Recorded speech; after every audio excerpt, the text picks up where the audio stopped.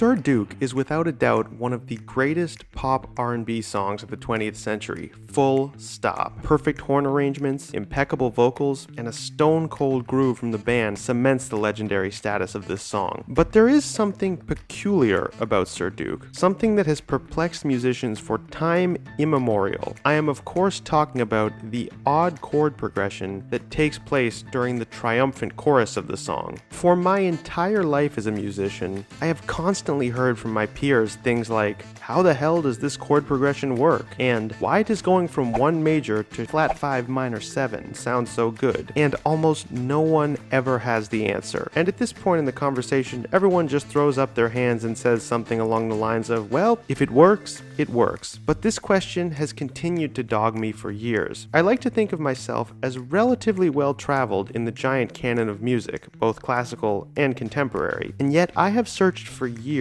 and have noted that there appears to be no other contemporary song that features this odd tritonic movement between contrasting tonalities, major and minor, and still somehow sounds melodious in the way it does in the chorus of Sir Duke. So what is really going on here? What is the answer to the mystery of the Sir Duke chord?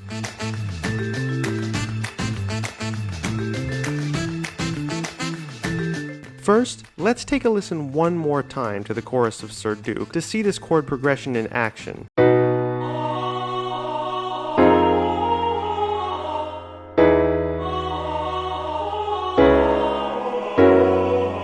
As you can see here, we have a B major chord followed up by the infamous F minor 7 chord. And now, let's dive into solving the mystery of how this seemingly innocuous chord functions in the context of Sir Duke's harmony. And it's actually not as radical as you think. Based on the recording of Sir Duke, if we include the bass line, the chord is clearly voiced in root position, thus presenting us with this confounding tritonic movement the chorus is known for. But how about if we just invert this chord up one iteration and do a bit of our trusted enharmonic respelling? Well, what do you know? Looks like we have ourselves a good old-fashioned 6 major 6 chord in root position, aka a G sharp 6. Looking at it this way, all of a sudden this chord change does not appear to be as radical as previously thought. And let's investigate further by placing the melody of the original over this new chord progression.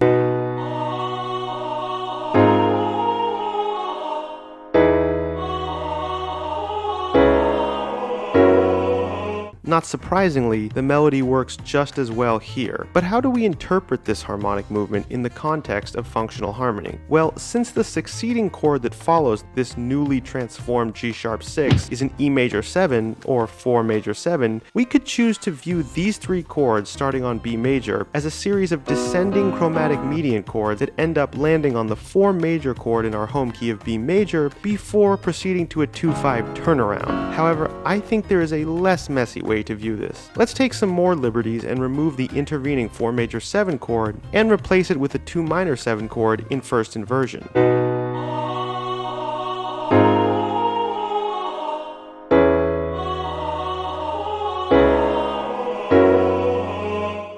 If we do that, then all of a sudden we see a very smooth chord progression from G sharp 6, the 5-6 of 2, to C sharp minor 7, 2 minor 7, and then finally up to the 5-7 chord of the key, F sharp 7, and back to 1, B. Now, taking a look at it, we have actually simply created a 1-6-2-5 progression in the chorus of Sir Duke, which is about as standard as you can get. What this really demonstrates is that the voicings a composer chooses can make all the difference of how a song is interpreted harmonically. While our little transformation is helpful here, ultimately Stevie Wonder chose to have F be the bass note of this second chord in the chorus, therefore definitively making the chord an F minor 7, as it appears on all official transcriptions of the song. However, through our transformation, we can see that most chord progressions that appear to make no sense in popular music often, though not always, have an underlying implied harmony that can help us further clarify what is going on. In conclusion, we can definitively say the mystery of the Sir Duke chord is solved. It functions as an enharmonic equivalent to a 6 chord in a 1-6-2-5 progression. Hopefully learning about all this enharmonic respelling and recontextualizing